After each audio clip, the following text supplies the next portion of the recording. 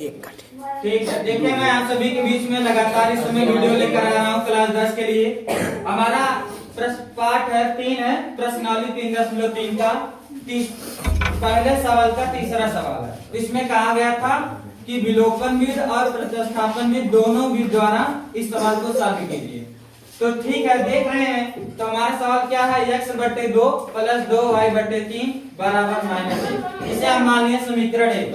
इसी प्रकार हमारा अगला समीकरण दिया x - y/3 बराबर 3, इसे मान लिया समीकरण 2। आपको मानना पड़ेगा समीकरण 1 और समीकरण 2।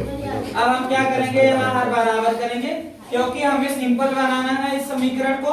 इसीलिए समीकरण 1 से तो हम क्या करिए, 3 से x में गुणा किए 3x, 2 से 2 में गुणा किए 4y, ये बीच में प्लस का चिन्ह प्लस ही रहेगा।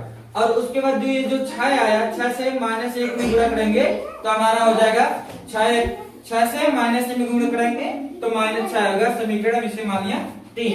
अच्छा, समीकरण 2 से समीकरण 2 क्या हमारा, अब इसमें देखिए समीकरण 2 यही है ना, 3 से इसमें गुणा किए x में 3x हो गया, और यहाँ समझे 1 है तो 1 से y में गुणा करेंगे तो -y होगा क्योंकि यहाँ माइनस का चिन्ह लगा है। और 3 जो ये था इधर घंटे में इधर जाएगा गुणा में जाएगा, तो 3 त्रिका 9, समीकरण से मान लिया 4। हमारा समीकरण 4 क्या है, 3x - y बराबर 9, समीकरण 4। अच्छा, समीकरण हम देख रहे हैं 3 और 4 में 3 x के साथ भी 3 है, x के साथ भी 3 है, इसीलिए हम क्या करेंगे, घटा देंगे क्योंकि दोनों का चिन्ह समान है, इसलिए घटाएंगे। तो हमने समीकरण 3 में से समीकरण 4 घटा दिया।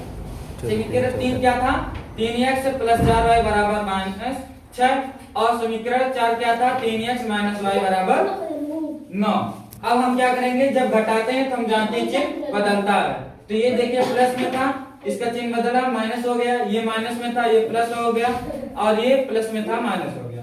तो ये प्लस माइनस घट गया, 4y प्लस में 1y प्लस में, तो 4 और 1 मिलके 5y हो जाएगा। ठीक है, और यहाँ देखिए -6 और -9 मिलके -15। अब 5 से जब हम 15 काटेंगे तो 5 में 15y का मान आएगा -3। अच्छा, y का मान हम किस में रखेंगे, y का मान समीकरण 4 में रखेंगे क्योंकि समीकरण 4 में अगर हम y का मान रख रहे हैं तो बहुत आसान है, बहुत आसान तरीके से y का मान निकल जाएगा, x का मान। अब हम क्या करेंगे, y का मान निकल ही गया, y बराबर -3, x का मान ही निकालना है, इसलिए इसमें ही रखेंगे। तो जहां y है, समीकरण हमारा 4 क्या है, 3x - y बराबर 9। अब उसके बाद जहां y है, y का मान कितना आया, -3, तो y की जगह -3 रख दिया, ब्रैकेट में कर दिया। अब इस ब्रैकेट को जब खोलेंगे माइनस माइनस प्लस हो जाता है, और ये प्लस जो 3 है बराबर किधर भेजेंगे तो -3 हो जाएगा। तो 6 में से 3 जाएगा, सॉरी 9 में से 3 जाएगा, 6 बचेगा, और ये जो 3 x के साथ गुणा में था इधर हो जाएगा बट्टे में। तो हम जब 3 से 6 में भाग देंगे तो हमारा x का मान कितना आएगा, 2। ये हमारा y का मान आ गया, ये हमारा x का मान, यही ज्ञात करना था। अब चलिए हम प्रतिस्थापन विधि से भी निकालते हैं। तो वही हमारा समीकरण उतार लीजिए सवाल, x/2 + 2y/3 बराबर -1, इसे मान लीजिए समीकरण 1। फिर वही जो सवाल है, x - y/3 बराबर 3, समीकरण 2 मान लिया। इसी प्रकार जैसे हम यहाँ किए थे वैसे सेम समीकरण 1 से हमने 3x + 4y बराबर -6, समीकरण 3 मान लिया। समीकरण 2 से 3x - y बराबर 9, समीकरण 4 मान लिया। अब हम यहाँ क्या करना है, हमें डायरेक्ट घटाना नहीं है, हमें पक्षांतर करके मान निकालना है, चाहे y का निकालें चाहे x का, तब प्रतिस्थापन विधि होता है। हम यहाँ देख रहे हैं समीकरण 4 से, समीकरण 4 से, तो यहाँ हम देख रहे हैं ये जो -y है, अगर हम इसको इधर भेज देंगे तो प्लस हो जाएगा, ये जो +9 है इधर जाएगा बराबर के, तो -9 हो जाएगा। तो y बराबर हमारा क्या गया, 3x - 9 बराबर y, तो समीकरण से मान लिया 5।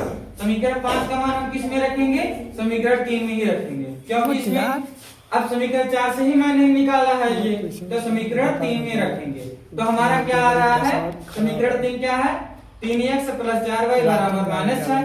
अब ध्यान दीजिए, तो यहाँ देखिए y का मान कितना है, 3x - 9, तो जहां y है वहां हम रखेंगे 3x - 9, आपका गुणा में 4 है।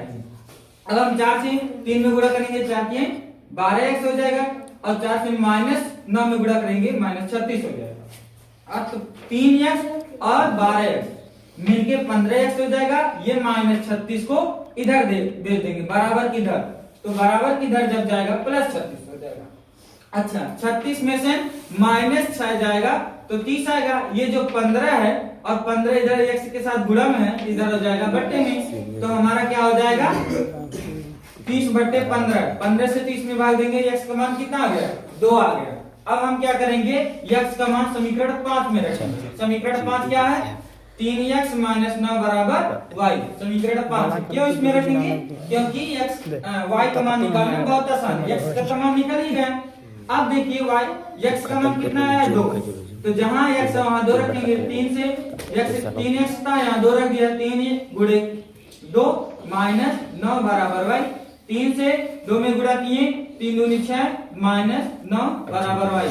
तो अब देखिए -9 में से +6 जाएगा तो -3 बचेगा। तो y का मान कितना आ गया, y का मान -3 आ गया। तो हमारा मतलब यहाँ भी y का मान -3 आया था, विलोपन विधि में भी, प्रतिस्थापन में भी, विधि में भी y का मान -3 आया था। x का मान भी यहाँ 2 आया है, x का मान भी 2 आया है। इसका मतलब ये बिल्कुल सही लगा। Thank you.